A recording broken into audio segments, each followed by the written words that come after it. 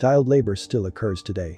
But going back through the history of Christendom, what we would largely consider the West these days, we see an almost constant use of young boys for the worst jobs we have to offer.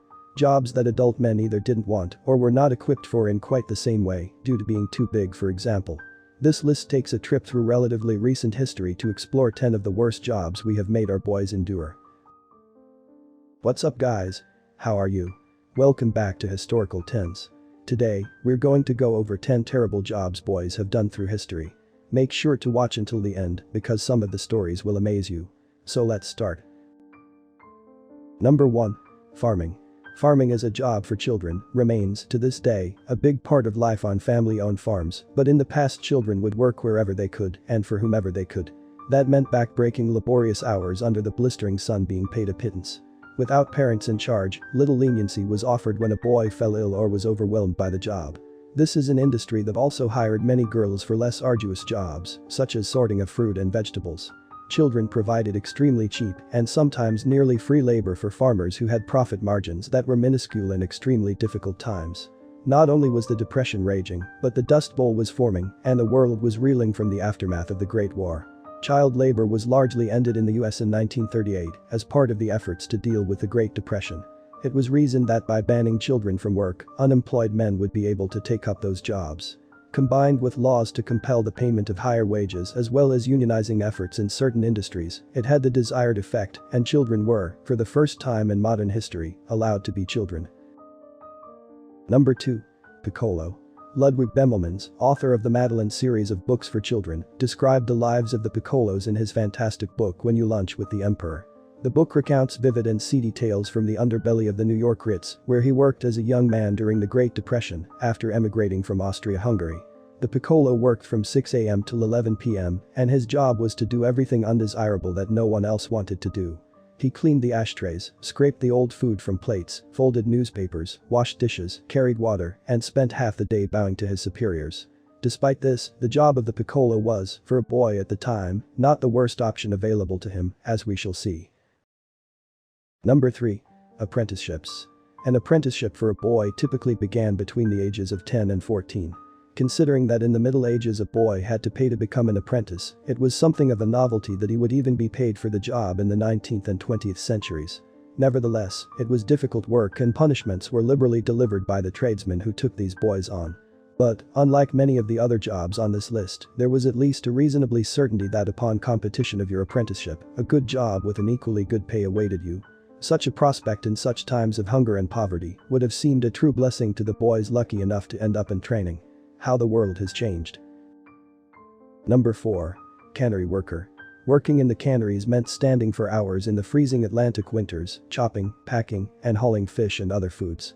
Canning was still a fairly young enterprise and like so many other jobs on this list, needed a big workforce of unskilled laborers. Children, aged 9, were paid up to 5 cents per box that they processed. Notwithstanding the dangers of working in such terrible conditions, the boys were also required to handle extremely dangerous cutting tools and canning machines designed to slice and seal metal. One can only imagine the casualties that would have emerged from the sheds and boatyards where these boys worked. Unfortunately, many of these industries hiring young boys were run by do-gooders.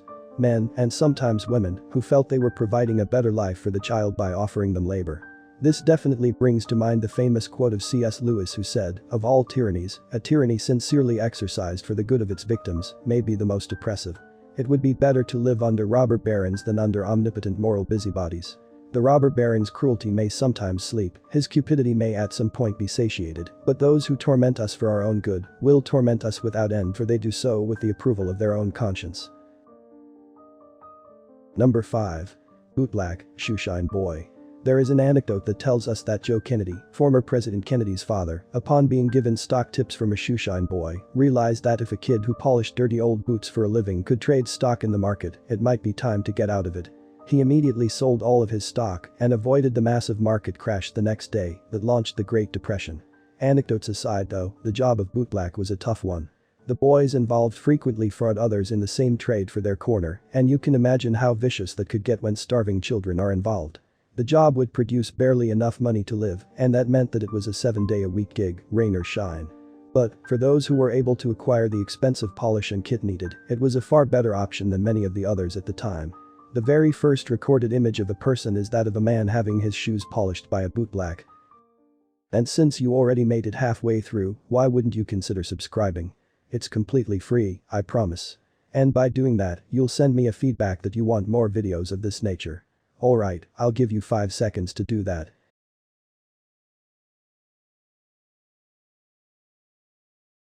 That's what I'm talking about.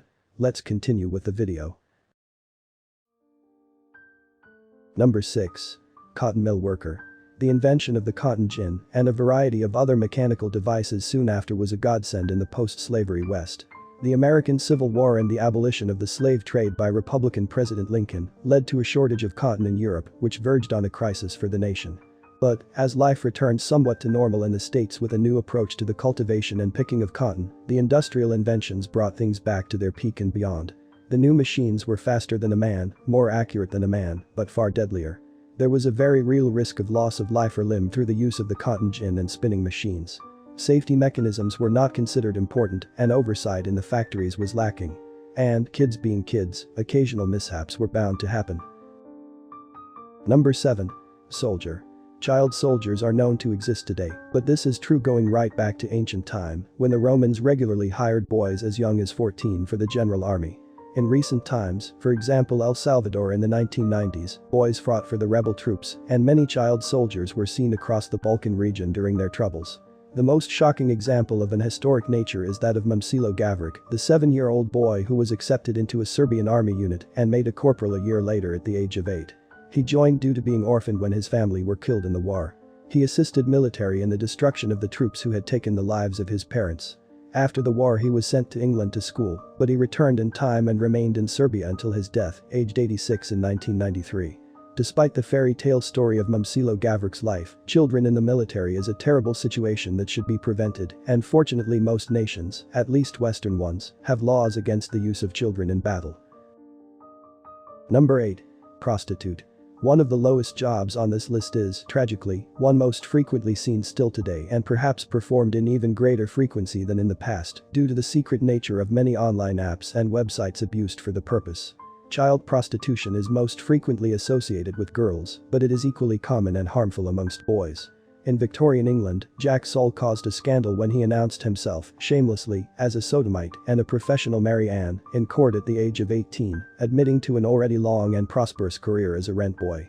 Rumors circulated that one of his clients was the handsome Prince Albert, a mere 7 years older than he and the eldest grandson of Queen Victoria. Prostitution was particularly common amongst Catholic boys in a time when papists were seriously discriminated against in England by law. Additionally, many of the children who took part in this occupation would have been practically enslaved for the purpose by pimps and street gangs. These days many of the boys involved are runaways with very few options for earning money legally due to child labor laws and absent families. Number 9. Mine worker. While we are busy fretting over our children playing video games or binge-watching disturbing YouTube videos when they should be out playing in the sun, we should spare a thought for the boys of days gone by, who spent their entire childhood deep beneath the surface of the earth, performing menial tasks for the men who labored to bring coal to the surface, to keep the machinery of the world turning.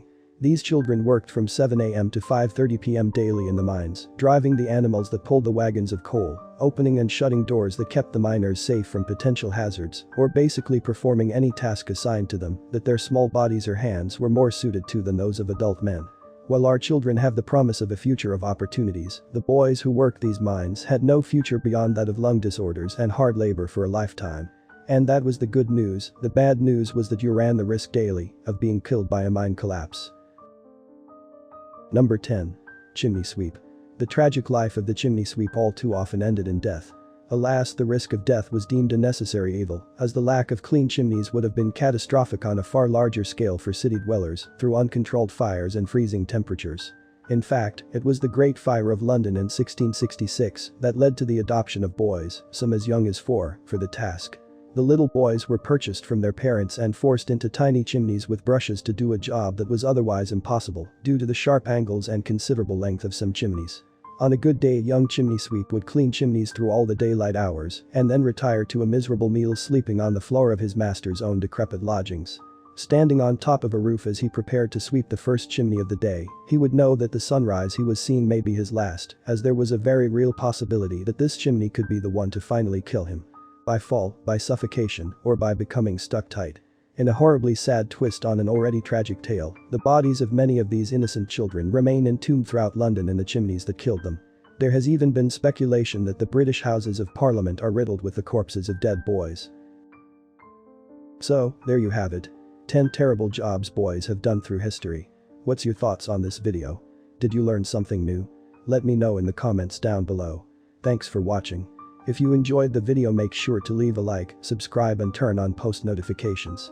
And make sure to write a comment about what else you want me to make video about. As always, it's been Historical Tens, until next time, see you.